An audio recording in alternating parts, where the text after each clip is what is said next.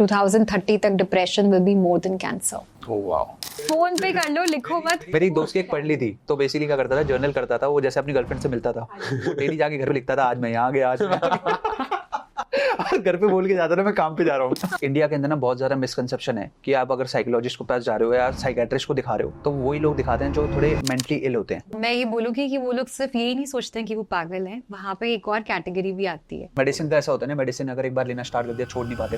ये एक मिथ है। Overthinking is impacting your gut. उसके बाद में एसिडिटी हो रही है, एसिड रिफ्लक्स वापस से थ्रोट में आ रहा है, उससे क्या हो रहा है और आपकी एंजाइटी बढ़ रही है। How can someone cope with loneliness? I will say Hey guys, welcome to yet another episode of the Unfiltered Reality Podcast.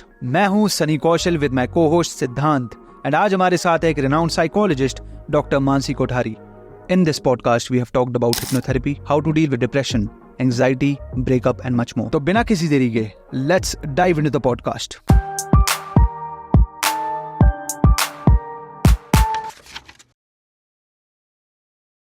Welcome Mansi to the Unfiltered Reality Podcast. Thank you so much. तो मानसी, आपका psychology में how did you pursue your career in this and how did you get into it in the first place? So Siddhant, my life before psychologist, I was a banker. This is my career shift. I am an MBA finance and worked with HSBC, Kotak and few other banks for approximately 4.5 years. But I think I was never happy in that profession. मैं एक ऐसे zone में थी जहाँ पे मुझे रोज अपने आप को धक्का देना पड़ता था to reach the office. I mean, that didn't come natural to you. It just didn't come natural to me. So that was the time when I think I was also anxious and depressed क्योंकि मुझे पता नहीं था कि मैं वो क्यों कर रही हूँ और उसका क्या मतलब है मेरी जिंदगी में. So I met my life coach and he helped me after talking to me and understanding my core strength. He helped me to find my purpose and here I am practicing as a psychologist. 9 to 5 से भी issue था आपको? I think timing का कोई problem नहीं था. Problem was जिस चीज से आपको खुशी नहीं मिल रही है और आप वो रोज उसको करने की कोशिश कर रहे हो और हर दिन एंड में दुखी होके सो रहे हो. So that was the thing that was bothering me. जब साइकोलॉजिस्ट बने उसके बाद जो साइकोलॉजिस्ट होता है उनके लिए मेन होता है क्लाइंट्स, और हर प्रोफेशन में ऐसे ही होता है. पर इंडिया के अंदर ना बहुत ज़्यादा मिसकंसेप्शन है कि आप अगर साइकोलॉजिस्ट के पास जा रहे हो या साइकेट्रिस्ट को दिखा रहे हो तो वही लोग दिखाते हैं जो थोड़े मेंटली इल होते हैं, पागल परसीव हाँ. करते हैं. तो अगर आप बोल उस तरीके से आप क्या बोलना चाहते हैं उन लोगों को जो ऐसा सोचते हैं? मैं ये बोलूँगी कि वो लोग सिर्फ यही नहीं सोचते हैं कि वो पागल हैं, वहाँ पे एक और कैटेगरी भी आती है जहाँ पे लोगों को लगता है यार मैं इतना वीक कैसे हो गया कि मुझे किसी और की हेल्प चाहिए. आई थिंक जब मैं भी लाइफ कोच के पास में गई थी, दो I never had this kind of a thought कि मेरे अंदर कोई प्रॉब्लम है, पर लोगों को ये समझना चाहिए कि कभी कभार हमारी जिंदगी में हम ऐसे मुकाम पे होते हैं जहाँ पे हमें किसी और से बात करके ज़्यादा क्लैरिटी मिलती है. हम खुद को वो चीज़ नहीं समझा सकते हैं.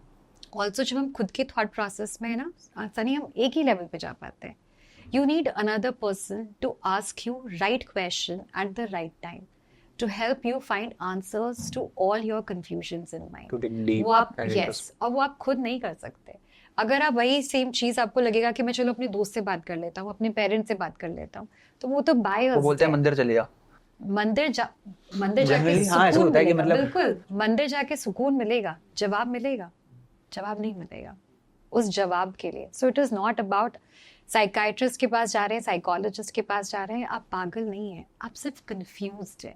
आप सब्जेक्ट मैटर एक्सपर्ट के पास जा रहे हैं. पेट दर्द होता है तो कहाँ जाते हो? गैस्ट्रो वाले के पास. एग्जैक्टली. मैं भी ये बोलता हूँ, घुटने में लगी हुई तो औरतों के पास ही जाओगे ना. बिल्कुल. सो एग्जैक्टली अगर माइंड में कुछ प्रॉब्लम है तो आप उस सब्जेक्ट मैटर एक्सपर्ट के पास जाओगे, साइकोलॉजिस्ट के पास जाओगे, साइकाइट्रिस्ट के पास जाओगे. इसमें आप पागल नहीं हो, कंफ्यूज्ड हो. जो फिजिकली चोट लगी होती है वो दिखती है, माइंड की दिख नहीं रही बस. एंड इतना कॉम्प्लिकेटेड वास्ट नेटवर्क है दैट स्टिल मतलब पीपल आर स्टिल नॉट, मतलब they are still haven't explored fully. That's true. Sunny ने बहुत अच्छी बात बोली है. ब्रेन में प्रॉब्लम होती है तो फिर भी हमको पता चल जाता है. माइंड में प्रॉब्लम होती है तो वो कोई रिपोर्ट नहीं दिखाती है, वो आप खुद महसूस कर सकते हो. बस आपको दिमाग को खोलना है समझने के लिए कि हाँ एक्सेप्ट करना है कि प्रॉब्लम है. बस ये चीज़. एक्सेप्टिंग. यस. ये चीज हो गई साइकोलॉजिस्ट. हाँ जी. और एक होते हैं साइकेट्रिस्ट. तो पता कैसे लगता है हम किसके पास जाएं पहले? साइकाइट्रिस्ट जो होते हैं वो मेडिसिन के थ्रू आपको ठीक करते हैं और psychologist multi disciplinary approach use लेते हैं. मल्टी डिसिप्लिनरी अप्रोच में आता है जैसे कॉग्निटिव बिहेवियरल थेरेपी हो गई, हिप्नोथेरेपी हो गई और ऐसे बहुत सारी थेरेपीज है that will help you without any kind of a medication. लेकिन there are certain scenarios जहाँ पे आपको साइकाइट्रिस्ट की और साइकोलॉजिस्ट दोनों की जरूरत होती है. एक्सट्रीम केसेस में. एक्सट्रीम केसेस या फिर अगर कोई ऐसा मेंटल डिसऑर्डर है जिसमें सच में केमिकल्स प्रोड्यूस नहीं हो रहे, तो साइकोलॉजिस्ट केमिकल प्रोड्यूस एकदम से नहीं करवा पाएगा. सेरोटोनिन है, डोपामिन है, ऑक्सीटोसिन है, उस केमिकल के लिए आपको साइकाइट्रिस्ट के पास में जाना पड़ता है. एक किक स्टार्ट मिल जाए. बिल्कुल. थ्रू दोज एक्शंस, मतलब through that release of those hormones, the person starts taking actions, and that compilation of taking actions and that medicine leads to then slowly start. But medicine का ऐसा होता है ना, medicine अगर एक बार लेना start कर दिया छोड़ नहीं पाते फिर. ये एक मिथ है.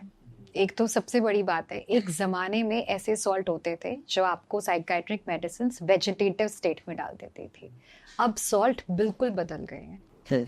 I have my patients who have borderline, bipolar, schizophrenia.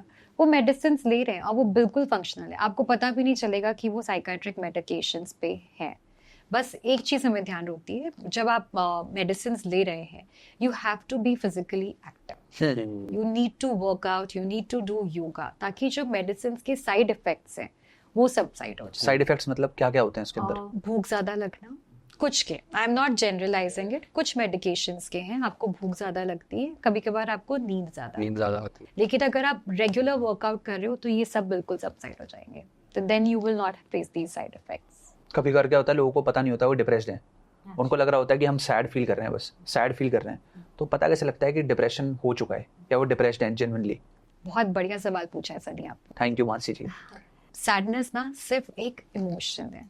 Depression के अंदर ऐसे ही बहुत सारे एबनॉर्मल इमोशंस होते हैं. यूजुअली सैडनेस होती है लाइफ में कोई एक इवेंट हो गया, उसका इम्पैक्ट आपके ऊपर हो रहा है.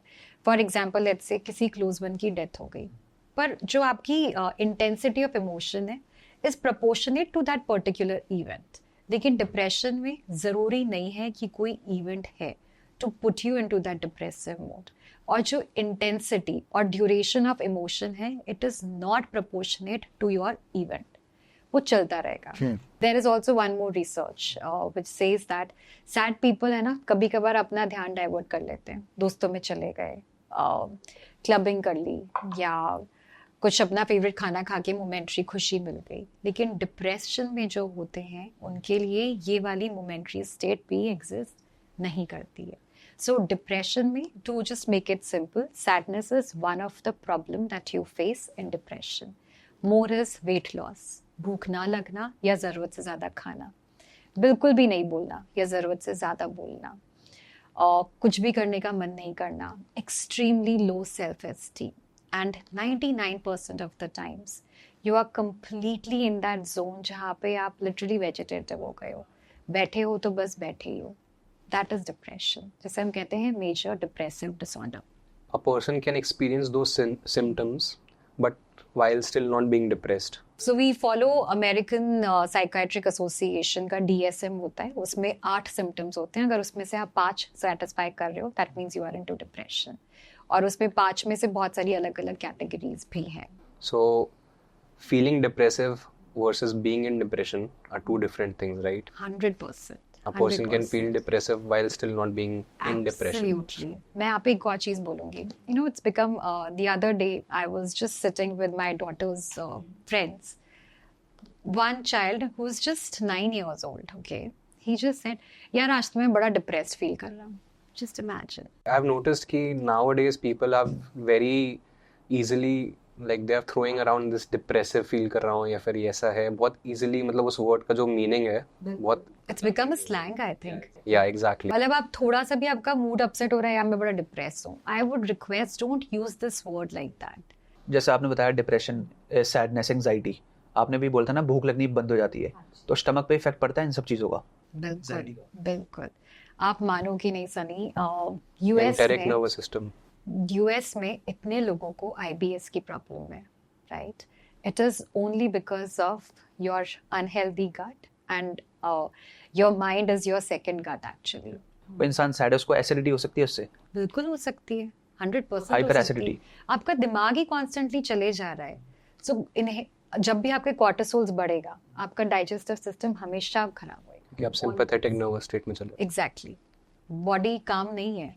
सो बिल्कुल फाइट और फ्लाइट में चली जाती है, फिर स्ट्रेसफुल स्टेट में तो आप वैसे ही डाइजेस्ट नहीं करता, तो एसिडिटी हो जाती है। मैं आपको बताता हूँ मैंने आपसे ऐसा क्यों पूछा, बिकॉज मैं अपने एक दोस्त को जानता हूँ, उसको एक आपको पता है GERD करके एक सिचुएशन होती है, उसकी एंडोस्कोपी हुई थी तो उसमें GERD आया था, तो उसको जो गेस्ट्रोस थे ना वो बार बार मेडिसिन देते रहते थे, बार बार उसको पेंटोसिड मेडिसिन जो होता है ना एसिड सप्रेशन बेसिकली, पर जब उनको किसी ने सजेस्ट करा कि आपको इन सब चीज़ों की जरूरत नहीं है, बिकॉज ये क्या कर रहे हो आप बार बार वही मेडिसिन लेते हो, आप फिर दोबारा आपकी एसिडिटी बढ़ती है, आपका स्ट्रेस वहीं पे है। बिल्कुल। तो जैसे उन्होंने रूट कॉज इशू वो एड्रेस नहीं हो रहा, किसी ने उनको बताया कि आप ना एक बार साइकेट्रिक मेडिसिन लेके देखो या कोई भी एक साइकोलॉजिस्ट के पास जाओ जो आपकी चीज़ें रूट कॉज से सॉल्व करेंगे बेसिकली, तब जाके उन्होंने कोई मेडिसिन ली होगी साइकेट्रिस्ट के पास जाके, तो उनकी वो सिचुएशन बिल्कुल जीरो हो गई, अब बिल्कुल ठीक हो गई, उनको पेंटासिड की जरूरत नहीं पड़ती किसी भी चीज़ की। तो लोगों को यकीन नहीं हो रहा कि जो जैसे एंग्जाइटी होती है इससे एसिडिटी वगैरह भी चीज़ें हो सकती हैं। और कई बार आपको एसिडिटी हो रही है तो उससे रिफ्लक्स आ रहा है, ठीक है, इट्स अ कॉन्शियस साइकिल, क्योंकि आप ओवर थिंक कर रहे हो, आप स्ट्रेस्ड हो, so you are overthinking is impacting your gut, ठीक है। उसके बाद में एसिडिटी हो रही है, एसिड रिफ्लक्स वापस से थ्रोट में आ रहा है, उससे क्या हो रहा है और आपकी एंजाइटी बढ़ रही है, हार्ट बर्न हो रहा है और आपकी एंजाइटी बढ़ रही है, तो ये पूरी विशियस साइकिल है। इनफैक्ट कई बार आजकल जो होने लग गया है, इमोशन आया, आपने प्रोसेस भी नहीं किया, उसने इमीडिएटली आपकी बॉडी सिंड्रोम को अटैक कर दिया। बॉडी सिंड्रोम पे it is not only your stomach, migraine, right, your back issues, these are all related majority of the time, until and unless कोई actual physical problem है, majority of the time it is because of your mind. Body syndrome पे मैं आपको ये भी बताती हूँ, most of your V-shaped body till over here, it is all because of your mind. Migraine, your back pain, your stomach related issues are all coming from your mind. तो अभी मेरे से पूछ रहा था भाई मेरी लाइफ का पर्पस क्या है। हाँ मैं पूछता रहता हूँ, मैं सबसे पूछता रहता हूँ। तो how to find the purpose of your life? Wow, this is a very deep, बहुत डीप टॉपिक। आगे मैं कुछ ऐड करूंगा कि मिड 20s में आजकल बच्चों को मिड लाइफ क्राइसिस हो जाता है। तो जैसे मैं इससे बात पहले 50 में होता था ना, मिड लाइफ क्राइसिस होता था 50s में, क्योंकि मतलब ठीक है 80-90 तक जीते थे। अब सोशल मीडिया के साथ फिर जैसे भी लाइफ हमारी चल रही है, हम 16-17 साल की उम्र में गेम खेल रहे होते थे, बैठ के बाहर घूम रहे होते थे, कुछ भी कर रहे थे। नाउ 18-19 पे लाइक अभी यूरो कप में एक फुटबॉल टीम में, इंटरनेशनल टीम में, यहाँ पे लोग अपने बिजनेसेस खोल रहे हैं, मिलियनेयर्स बन रहे हैं, और अभी 24-25 तक आके उन्हें मिड लाइफ क्राइसिस हो रहा है। तो मतलब इतना जल्दी आपकी लाइफ ऐसा लग रहा है फास्ट ट्रैक हो, कितना 10 साल के अंदर आपने 40 साल की जी ली है। It's very overwhelming, and when you look at it from a very different perspective, you are just a speck of a grain in the universe. तो वो एग्जिस्टेंशियल जब फीलिंग आती है, एंड आई फील मतलब सबको आती है कहीं ना कहीं पे, तो what is your take on that? अच्छा, आप मुझे बताओ, आप जब गूगल मैप खोलते हो तब आप क्या डालते हो उस पे? Home, Gurugram location. So location डालते हो, right, the place that you want to reach. Purpose वही है। अगर आपको पता नहीं है कि आपको लाइफ में क्या करना है, then you do not have a sense of direction. वो पता कैसे करना है? वो पता करने के लिए एक लाइफ कोच को हायर करना बहुत जरूरी है, क्योंकि वो आप खुद से तो ऐसे पता नहीं कर सकते हो। Life coach as in career counsellor? Career counsellor, life coach दो अलग अलग प्रोफेशन है। करियर काउंसलर तो आपको बताता है कि भाई ठीक है, ये आपका टेस्ट है, ये आपकी कैपेबिलिटीज है, ये यूनिवर्सिटी में आप जा सकते हो, हाँ, स्वॉट एनालिसिस कर देते हैं आपका। बट लाइफ कोच आपको ये नहीं बताएगा कि आप कहाँ कहाँ जा सकते हो। वो आपकी स्ट्रेंथ, आप की एक्स्ट्रा कैपेबिलिटीज जो दूसरों में नहीं है, आपकी वैल्यूज क्या है और आप क्या एंजॉय करते हो, इन 4-5 चीजों को मिला के हेल्प करेगा। पर्पस तो आप ही डिफाइन करो। और लाइफ कोच ने अगर ऐसा बोल दिया कि लाइफ कोच ही बनो, मेरे उसके पेट पे लात मार दो। हो सकता है आप में पोटेंशियल हो उस चीज का, लेकिन I was saying something, life coach के अंदर लाइफ कोच ना आपको लिखवाएगा नहीं कि ये तुम्हारा पर्पस है, वो सिर्फ असिस्ट करेगा। डिफाइन तो आपको ही करना पड़ेगा। आपको मतलब अवेयर करेगा आपके बारे में। बिल्कुल बिल्कुल। एक मैम इसी के आगे क्वेश्चन है, जैसे nowadays a lot of people are on social media. अब एक्सेस हमारे टाइम पे बहुत कम था to the outer world and to this vast internet जहाँ पे हर चीज़ अवेलेबल है। तो उस परस्यूट ऑफ इंस्टेंट ग्रेटिफिकेशन में बहुत सारे लोग जल्दी डिप्रेस फील कर रहे हैं, कंपेयर कर रहे हैं, एंड वो जो पहले इतना मेहनत करके जो डिलेड ग्रेटिफिकेशन मिलता था अब नहीं मिल रहा है। तो what would you like to say? मेहनत करने की आदत कम हो गई है। That is a very simple thing. आप जो बात अभी जो सनी ने बोला कि 20 से 25 या 25 से 30 साल के बच्चों को पर्पस ढूंढना है, I would simply say they do not want to work hard, most of them. Quick success हम सबको चाहिए, but we do not want to work hard. So instant gratifications हम तभी ढूंढते हैं when our mind is a crazy machine. वो हमेशा आपको बोलेगा, हमेशा आपको प्रोटेक्ट करेगा मेहनत करने से. Survival instinct. Yes, always. So you have to push yourself. Instant gratification हमेशा 30 सेकंड से 1 मिनट की खुशी है. It's very momentary. तो it is more of a self awareness. Self love पे बिलीव करते हो आप? बेशक, बिल्कुल. ये आजकल की जनरेशन जो होती है ना, वो दूसरों पे बहुत ज़्यादा डिपेंड होती है. दूसरे पर्सन के लिए, सपोज करो एक लड़की है, वो लड़के पे डिपेंड रहेगी कि ये लड़का ही मेरे को खुश करे, और वो उसी चीज़ में स्टक रहते हैं बिल्कुल तरीके से, करियर पे फोकस भी नहीं करते.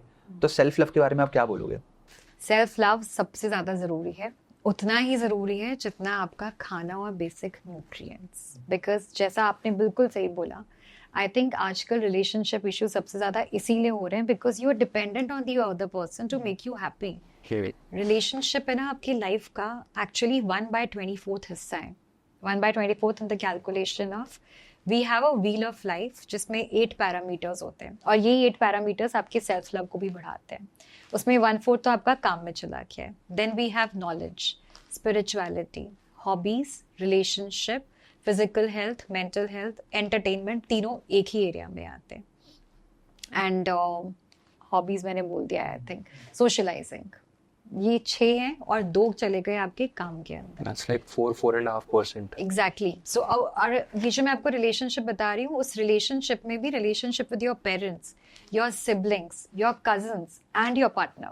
तो आप सोच रहे हो तो छोटा सा हिस्सा है ना, और हम उसको क्या करते हैं, focused only on that. And when you are in relationship you forget rest everything. Because अच्छा लग रहा होता है ना उस पार्टनर से मिलना, क्योंकि डोपामाइन इमीडिएटली बढ़ रहा है ना, बाकी जगह तो मेहनत करना पड़ेगा. 4 levels of happiness. और लड़की बोल रही है मेरे को टाइम नहीं देता, वो बोल रही है 24 घंटे मेरे से बात कर. फिर तो आप उसको समझाओ कि मैं ही तेरी सोर्स ऑफ हैप्पीनेस नहीं हो सकता. You need to figure out self love. अगर आप ये सारे पैरामीटर्स कर रहे हो ना, your self love is always higher and it helps you with your attachment style. अगर आपका सेल्फ लव कम होएगा तो आप हमेशा एंग्शियस अटैचमेंट में रहोगे. आपको हमेशा ये डर लगेगा कि मुझे छोड़ नहीं देगा, कुछ गलत ना हो जाए. That is where the relationship will suffocate. करते कैसे हैं सेल्फ लव? 8 पैरामीटर्स पे फोकस करके, जो मैंने आपको बताया. I'll repeat it again. Yeah. It's physical health, mental health, entertainment. Entertainment is not binge watching. It is just 1 hour of entertainment. Mindful consumption. Mindful consumption.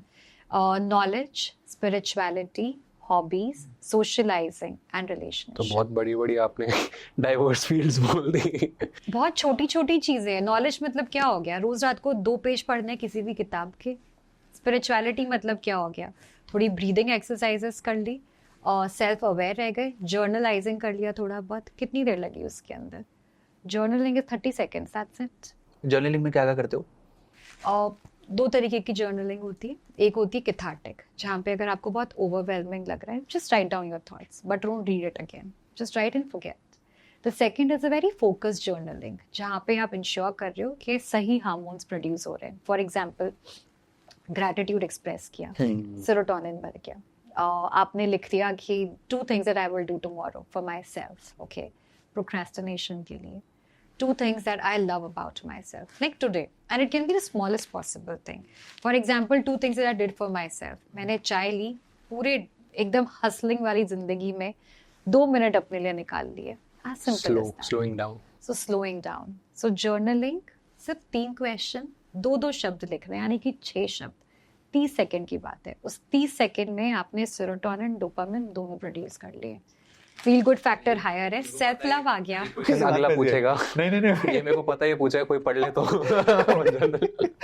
Phone पे कर लो, लिखो मत. मेरी एक दोस्त की एक पढ़ ली थी, तो बेसिकली क्या करता था, जर्नल करता था. वो जैसे अपनी गर्लफ्रेंड से मिलता था, वो डेली जाके घर पे लिखता था, आज मैं यहाँ गया, आज मैं और घर पे बोल के जाता था मैं काम पे जा रहा हूँ. एक बार उसकी मम्मी ने पढ़ ली, बोल रही अच्छा यहाँ होता है तू, ये वाली चीज.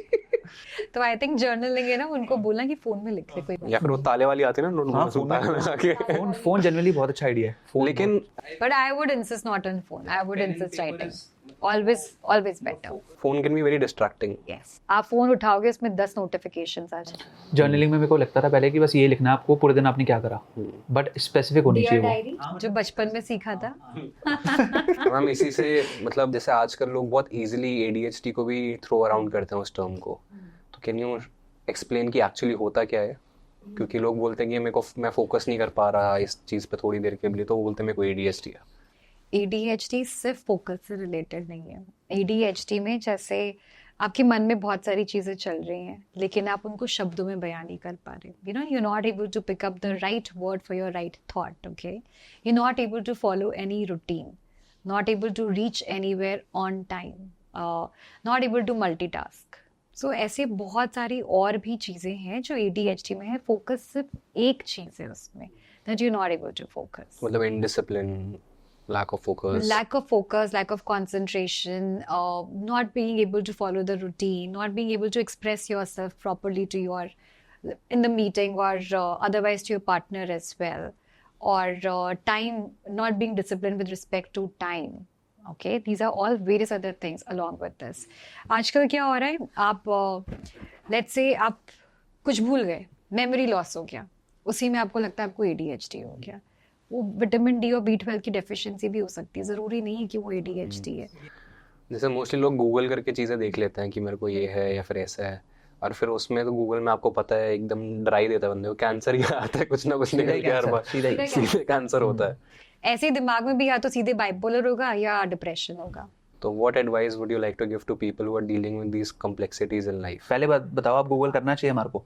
मैं तो नहीं बोलूंगी, सिर्फ साइकोलॉजिस्ट के बारे में गूगल करो कि कहाँ अवेलेबल है एंड कैसे अपॉइंटमेंट लेना है। बिल्कुल, एंड डेफिनेटली अब आप क्योंकि जब बात कर रहे हो, मैं बस एक और चीज़ बोलूंगी, when you are going to psychologist and therapist, just an awareness for people, you should be very comfortable with your therapist. अगर आपको लग रहा है कि आप कंफर्टेबल नहीं हो उनके साथ में, then you can change your therapist. That is the basic need for any psychologist. You're going there, feel comfortable, and you should be able to trust your psychologist. Only then continue with your sessions. This is off the topic, but just for the mental awareness. जैसे मेरे को आगे अपने दुख सुनाता है ना, तो उसकी ऐसे क्या होता है, मेरे को ना मेरा मूड बहुत इम्पैक्ट करता है, मैं सैड फील करने लग जाता हूँ। मैं बोलूंगा भाई, मैं बता रहा हूँ, ऐसा होता है ना, कभी बार आप किसी को अपने दुख बताते हो तो ऐसा लगता है यार कि आपको भी ऐसा फील होता है, वो एनर्जी आती है आपके अंदर, तो आपके पास आगे लोग पूरे दिन वेंट आउट करते हैं, तो आप कैसे करते हो उससे deal? I think what helps me is my meditation practice. दो चीज़ें हैं, एक तो हम एक्सपर्ट्स हैं उसमें, तो हमें पता है कि हमें अपने आप को कैसे प्रोटेक्ट करना है, और दूसरा meditation as a practice, it helps you to detach with your normal routine life and to be just being with yourself. So that empowers you also not to get impacted by the energies. जैसे meditation में मतलब क्या, meditation जैसे आप करने बैठ गए, जैसे मैं भी कर रहा हूँ, पर मैं शांत नहीं हुआ बहुत टाइम, मतलब मैं जिस हिसाब से आपकी शांति है ना, बहुत ज़्यादा उस तरीके का ठहराव है, मेरे अंदर वो बिल्कुल नहीं है, बट मैं मेडिटेशन बहुत टाइम से कर रहा हूँ, 4 साल हो चुके हैं मेरे को। रोज करते हो? हाँ, मतलब ऑलमोस्ट डेली करता हूँ। उसमें ही प्रोसेस में ही आंसर है, आई फील, जितना इंटेंशनली कोई आप चीज़ करते हो, मतलब आप, I think, would be a better. Technique क्या होती है मेडिटेशन की? अगर कोई बिगिनर है, वो भी देख रहा है, उसको मेडिटेशन स्टार्ट करनी है, उसको पता नहीं है कि कैसे करनी है, तो क्या करते हैं? मतलब मेरे को तो इतना बताया कि बस बैठ जाओ, म्यूजिक लगा लो कान में, और ब्रीदिंग पे फोकस करो। और फिर जब थॉट्स आते हैं तब क्या करते हो? थॉट्स आते ही नहीं ना, ब्रीदिंग थॉट्स नहीं आते? अब नहीं आते। That's very good. उसमें भी फर्क है ना, ब्रेथ वर्क करने में और मेडिटेशन में भी फर्क है। ये बताओ आप। But I think when you are starting with breath work, meditation becomes easier. क्योंकि जब भी हम अनुलोमा विलोमा करते हैं तो alternate nostril breathing से आपका दिमाग ऑलरेडी थोड़ा शांत हो जाता है. So it's easier to get into the meditation. But for the beginners, I would always suggest start with anuloma viloma. अनुलोम विलोम मतलब? Anuloma viloma is alternate nostril breathing, wherein you are inhaling and exhaling, also holding the breath. जो बाबा रामदेव करते हैं। हाँ. It just gets the balance. It also helps you balancing your serotonin and cortisols. क्योंकि जब भी हम left nostril से breathe करते हैं हमारा पैरासिम्पैथेटिक नर्वस सिस्टम ऑन हो जाता है, और जब भी हम राइट से ब्रीथ करते हैं हमारा सिंपैथेटिक ऑन हो जाता है, तो वो दोनों को बैलेंस कर लेता है. तो मेडिटेशन करने बैठा, मेरे को अनुलोम विलोम करना है, एज अ बिगनर पूछ रहा हूँ मैं, अगर कोई देख रहा है ये video. As a beginner, you start with alternate nostril breathing, then put any music, okay? Mindfulness music हो गया, कोई भी म्यूजिक हो गया. Allow the thoughts to come and go.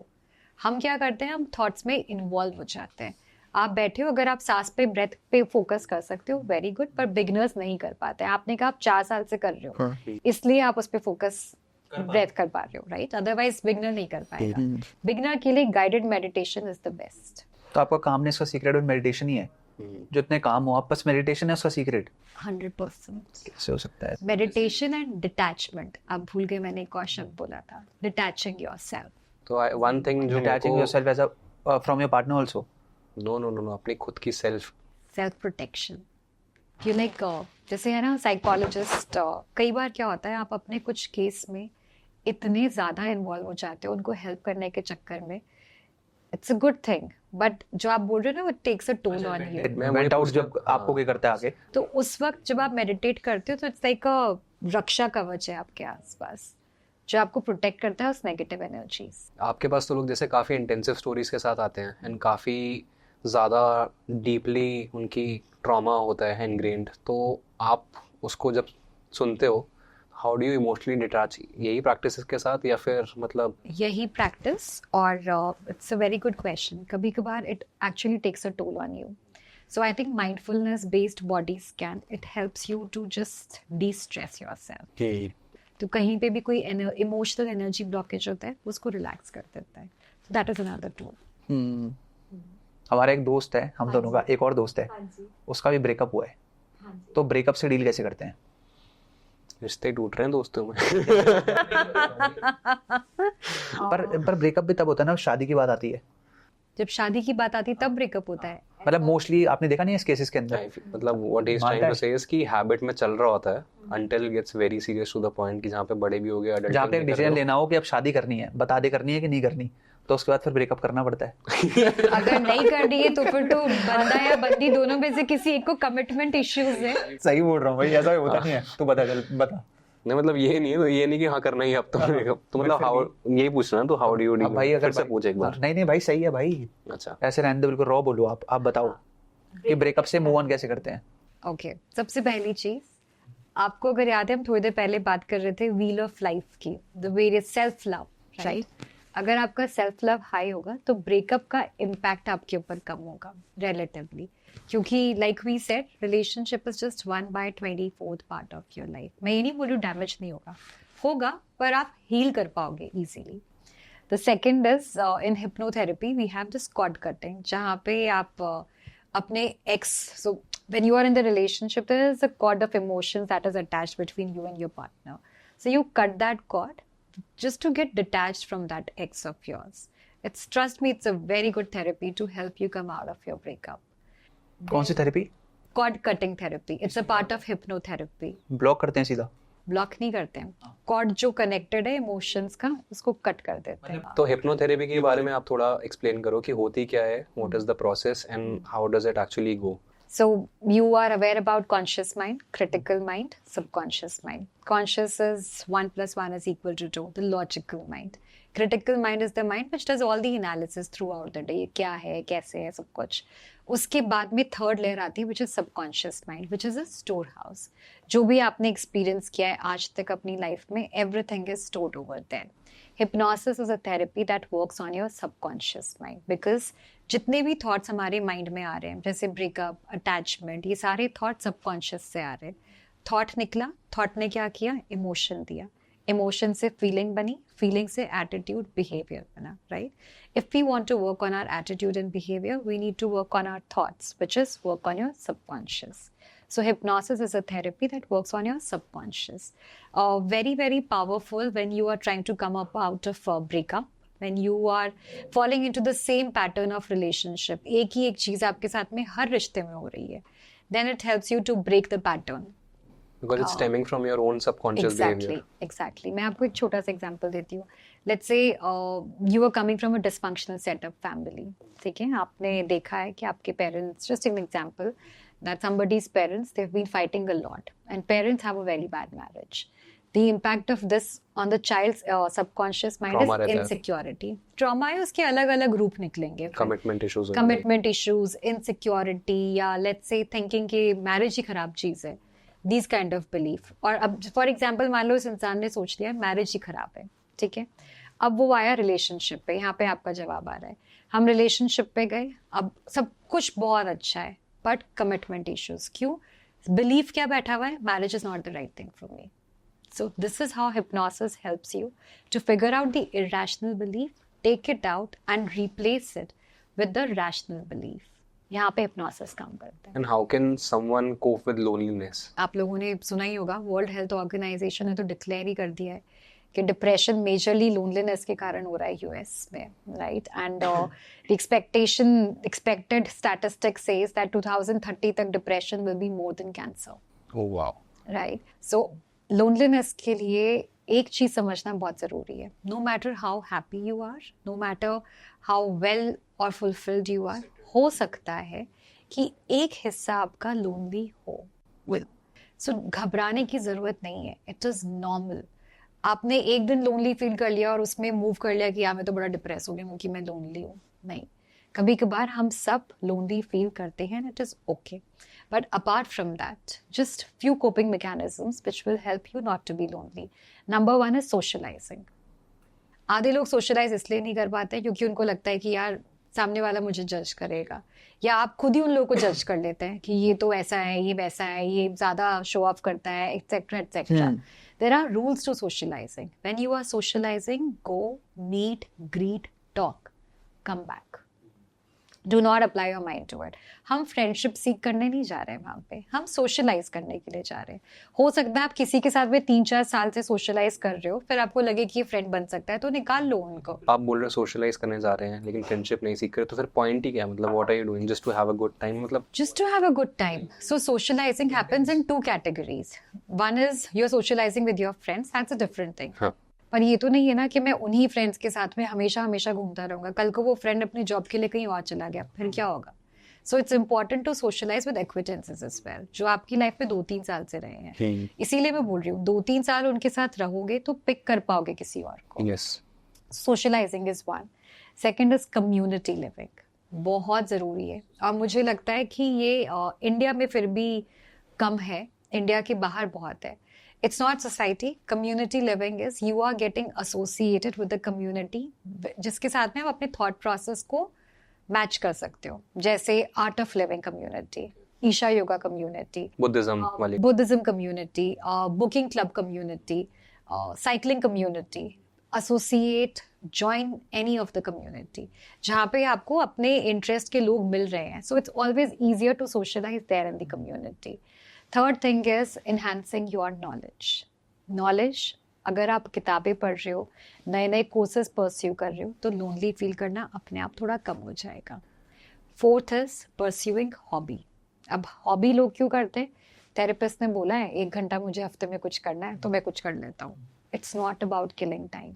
You need to involve in it and you need to improve in your hobbies. If you are doing all these 4 things and accepting the fact कि थोड़ा lonely हम कभी कभी feel कर सकते हैं, it's okay. You will never feel lonely. तो इसकी शादी की अब एज हो चुकी है जनरली 3 पॉडकास्ट में बोलते हैं। अब तो अपना बोल रहे, अब तो अपना बोल रहे। नो, मेरे ऊपर टोपी बना दी तूने। मेरी भी शादी की एज हो चुकी है, तो what is the right age to get married? तो तूने खुद ही बोल दिया मेरी हो चुकी है, तो 27 है। राइट एज मतलब हाँ। उस तरीके से कब फील होगा, मतलब कि कर लो अब शादी, अभी भी फील नहीं हो रहा, राइट एज आ चुकी है फिर भी मन नहीं कर रहा? काफी ट्रिकी क्वेश्चन है ये, बिकॉज जब हम लोगों का टाइम था तो राइट एज कुछ नहीं थी। आपने मास्टर्स किया और आपकी शादी हो जाती थी। अच्छा, मास्टर्स के बाद ही? हाँ जी, so maybe 23-24, that is it, and you get married. But of course time has really changed. I think कोई राइट एज का नंबर तो मैं नहीं दूंगी आपको, पर राइट माइंडसेट जरूरी है। If you feel that your career is little settled, you do have time to experience things with your partner, to travel, to do activities with your partner, and you do have a good partner with whom you have a right balance of relationship. अगर ये 2 चीजें हैं तो you can think about committing and getting married. Right partner कैसे पता लगेगा कि right है ये भी चीज समझ नहीं आ रही। मतलब रेड फ्लैग्स एड्रेस करना, रेड फ्लैग्स ये सब। I will say red flags is very, अगर आप रेड फ्लैग्स को एड्रेस करोगे ना तो आपको सिर्फ वही दिखेंगे, तो फिर कोई राइट पार्टनर नहीं मिलेगा। अपनी एक है ना सनी लिस्ट बना लो कि ये 4-5 नॉन नेगोशिएबल्स है कि ये तो मेरे को चाहिए ही चाहिए, चाहे कुछ भी हो जाए। For example I want a partner who is, let's say, into fitness. Just give me an example. Because I am passionate about fitness, so I want my partner also जो to be understand passionate. Understanding is there that, healthy eating. फिर smoking वगैरह ना Exactly. So ये मेरे non-negotiable है. तो ऐसे ही अपने 4-5 लिस्ट बना लो non-negotiables की.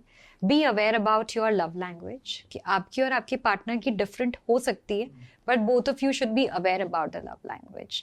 वो हो गया है.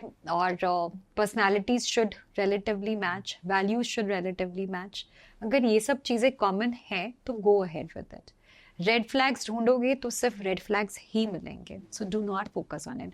Focus on what you want in the relationship and in your partner. मैंने ऐसा ना सुना था थोड़े दिन पहले कि अगर आपको कोई राइट पार्टनर मिलता है तो आपको समझ में आता है कि he is the right partner. मतलब वायलिन बजते हैं. हाँ, ऐसा कुछ होता है. पर मैं हूं ना. नीति चोपड़ा का मैं इंटरव्यू देख रहा था. उन्होंने बोला था उस इंटरव्यू के अंदर, जब मैंने अपने हस्बैंड को देखा तो उस समय तो उनको नहीं पता था, बट उनको 5 मिनट में समझ में आ गया था कि मेरे को इस इंसान से शादी करनी है. तो ऐसा होता है Bollywood love, like genuinely love at first sight. उस तरीके से बोल रहा हूँ कि आपकी शादी हो रखी है, तो आपको कैसे पता लगा कि he is the one? Sunny, हमारा टाइम बहुत अलग था, right? It was a very different thing. But I think अब वो वायलिन, हमारे ज़माने में शायद वायलिन बज जाते थे, पर अब तो मुझे नहीं लगता कि बजते होंगे, because mind is so complicated and you have so many choices. हमारे टाइम पे चॉइसेस भी नहीं होती थी. But to answer your question, कैसे पता लगता है? Of course there are vibes that match with somebody, and sometimes it's very easy to communicate with that person because the vibes, the aura, everything is matching. Or I was reading this book Super Communicators. उसमें बता रहे थे कि हमारे ना mind में वो जो न्यूरल नेटवर्क होता है, कभी कभार वो सामने वाले से अपने आप ही मैच हो जाता है. सो कम्युनिकेशन ऑटोमेटिकली फिर फ्लो होता है. और कभी कभार ऐसा होता है आप कितनी वाइब बनाने की कोशिश करो और नहीं बनती है. नेचुरली नहीं आता. Something gets clicked, but your decision of getting married should not be based on getting clicked. मैं आपको एक और एग्जांपल देती हूँ. जैसे रिलेशनशिप काउंसलिंग में आई थिंक मैंने बहुत सारे ऐसे केसेस देखे हैं which have led to divorce because they met when they were 19 and they got married at the age of 27. When they met at the age of 19, their non-negotiables were 2 or 3. और उस time पे in your teenage it's love at first sight. और आज वो अपनी जब non negotiable की list देखते हैं तो इतनी लंबी है, 7-8 चीजें जो उनके पार्टनर को चाहिए, पार्टनर से ही चाहिए, but partner has not evolved. आप पार्टनर 19 पे स्टक है. बेसिकली जब ब्रेकअप होता है ना तो ऐसा होता है कि इंसान ये सोचता है कि मेरा पार्टनर ऐसा नहीं था, पर वो ये नहीं देखते कि उस समय वो बढ़िया था के साथ. हाँ. 2019 में बढ़िया था, पर 2023 में वो चेंज हो चुका है, फिर 24 में और चेंज हो चुका है. ये तो होना ही चाहिए ना. अगर आप इंडिविजुअली इवॉल्व नहीं हो रहे हो और आप पास्ट में जी रहे होते हो, अगर आपका लेट्स से एक पार्टनर हेल बेंट है कि मैं तो जैसी थी वैसी ही हूँ, मैं नहीं बदलूंगी, और जो दूसरा पार्टनर है वो over the period of time with life experiences, more knowledge, more travel, he is more awareness, he is changing, तो ये कैसे रिश्ता चलेगा? रिलेशनशिप डायनामिक भी चेंज होता है. बिल्कुल. And there is a rule, there is a saying about relationship, good relationship, wherein both the partners are helping each other to become a better version of themselves. तो अगर एक तो better हो गया, दूसरा नहीं हुआ, तो वो तो रिलेशनशिप में फ्लॉ है, मिसमैच हो जाता है, फिर वो रिलेशनशिप सक्सेसफुल नहीं हो सकती है. What are some misconceptions about being a psychologist? एक बहुत बड़ा मिसकंसेप्शन है, लोगों को लगता है कि साइकोलॉजिस्ट अपनी सोच को सेशन में डाल रहा होता है, जो कि फॉर एग्जांपल जो मेरी लाइफ की जर्नी से मैंने जो सीखा है, मैं उसको अपने क्लाइंट पे प्रेशराइज कर रही हूँ कि आप ऐसा ही करो. ऐसा कभी भी नहीं होता है. At the same time psychologist help करता है आपको अंडरस्टैंड करने में. हाँ जी. और साइकोलॉजिस्ट कभी भी आपको सजेशंस दे रहा है, डिसीजन नहीं दे रहा होता है, राइट? तो ये 2-3 चीजें हैं जो लोगों को लगता है. तीसरा, लोगों को लगता है कि साइकोलॉजिस्ट के पास में जाएंगे, 2 सेशन 3 सेशन लेंगे और हम ठीक हो जाएंगे. अब तो जान गए हम अपने आप को. 30 साल की जिंदगी जी के एक साइकोलॉजिस्ट के पास जा रहे हो, 2 सेशन तो साइकोलॉजिस्ट को समझने में लगते हैं, to understand the root cause. हाँ, बैंडेड वर्क करेगा साइकोलॉजिस्ट तो आप दूसरे सेशन में बिल्कुल ठीक हो जाओगे, 2 महीने के बाद में आप वापस सेशन में जाओगे. It will be ripped up and then again you might feel worse after 2 months. So तीसरा misconception ये है कि 2-3 सिटिंग में आप ठीक हो जाओगे. There are times when you need 6-7 sittings, maybe not very regular, पर आपको मिलना पड़ता है. और ये लोग सोचते हैं कि नहीं, साइकोलॉजिस्ट को तो पैसे मिलाने हैं इसलिए वो बार बार बुलाते हैं. That's not right. तो जैसे एडवोकेसी के अंदर हम फ्री लीगल एड देते हैं, उसके अंदर हम क्लाइंट को फ्री में कंसल्टेशन दे देते हैं, तो आपके साइकेट्रिस्ट या साइकोलॉजिस्ट के अंदर या डिपार्टमेंट के अंदर फ्री लीगल एड का कुछ होता है ऐसा कुछ जहाँ पे फ्री में कंसल्ट करते हो? बिकॉज सेशन लेना कभी कभार ना बहुत महंगा पड़ता है और हर कोई अफोर्ड नहीं कर सकता इसको. साइकोलॉजिस्ट के पास जाना महंगा तो है बिकॉज यू हैव टू पे for every single session, but of course अगर इट डिपेंड्स ऑन साइकोलॉजिस्ट, अगर वो थोड़ा कंसेशन दे दे. पर I don't think that free session करना चाहिए, क्योंकि जब आप फ्री सेशन करते हो ना, सामने वाला आपको कभी सीरियसली नहीं लेता. मैंने ये चीज़ करी है. I have done it in the beginning of my practice and I realised that I बोला चले गए. And you know, as a psychologist, you do want to make some change in your client's life. Some impact. कि मुझे ये तो लगना चाहिए ना कि यार मैंने हेल्प करी उस इंसान की, तो कोई मतलब नहीं है. So जब तक it's just like you know, gym में जब तक आप पैसे नहीं देते हो, आप रेगुलर नहीं हो पाते हो. आपके साथ ऐसा हुआ है कि आप फैमिली गैदरिंग या किसी सोशल गैदरिंग में गए हो and people know your profession and what you do and वहाँ पे लोग आपसे ये पूछ रहे हैं कि यार मेरे को इसके बारे में बताओ, मैं इस चीज से गुजरता हूँ. In the conferences, I have been to conferences wherein खाना खाना भी मुश्किल हो जाता है. यार मैं तो डिप्रेस्ड रहता हूँ, मतलब वहीं पे फ्री कंसल्टेशन वहीं ले जा रहे हो. I think उसके अलावा उनको पता है कि ये बहुत अच्छा लिसनर है, so they will start with their stories. बैठो आप तो. They'll start their stories, so ये तो होता ही है. But ठीक है, I enjoy listening to people's stories, so it's always fun to listen to more of. जितने भी लोग ये पॉडकास्ट देख रहे हैं, अगर उनको आप पसंद आ गए, मतलब किसी को आपकी जरूरत है, तो वो आपसे रीच आउट कहाँ पे करें? मेरे इंस्टा पेज पे लिंक है, they can just go there and message me to the link. Soulful Mansi. Soulful Mansi. What has been the most bizarre experience आपका पूरे इतने 17 सालों की कंसल्टिंग में? Unfortunately, we are not allowed to share. वही मैं भी ये बोलने वाला था भाई, हम भी नहीं करते शेयर. नहीं कर सकते. We cannot share. अगर किसी को साइकोलॉजिस्ट बनना है तो उसका प्रोसीजर क्या है पूरा? क्या क्या पढ़ाई करनी पड़ती है इसके लिए? Bachelors in psychology, masters in psychology, उसके बाद में आप कई डिप्लोमा कोर्सेज भी कर सकते हो, and then PhD in psychology. What is the difference between being in a panic state and versus being anxious? Panic state is where your physiological body is creating issue. Yeah. Okay, जैसे बहुत breathlessness हो रही है, या आपको left hand में pen हो रहा है, you're not able to breathe, you're not able to gulp, body is all becoming very tight and stiff. This is a panic episode. Anxiety is constant घबराहट हो रही है, but आप functional हो, पर आपके स्टमक में butterflies होना, या थोड़ा palpitations होना, थोड़ा ना, and handshake वगैरह कुछ handshake होना, trembling होनी, ये panic नहीं है, ये नॉर्मल एंजाइटी. आप कई बार लोगों को देखोगे when they have been anxious, उनके हाथ कांप रहे हैं या घबराहट हो रही है, पसीने छूट रहे हैं, ये नॉर्मल एंग्शियस स्टेट है. Panic is physiological body, that is your panic attack. So yeah thank you so much Mansi ji for coming on the podcast. Thank you so much. इतनी दूर कैसे आए आप गुड़गांव में?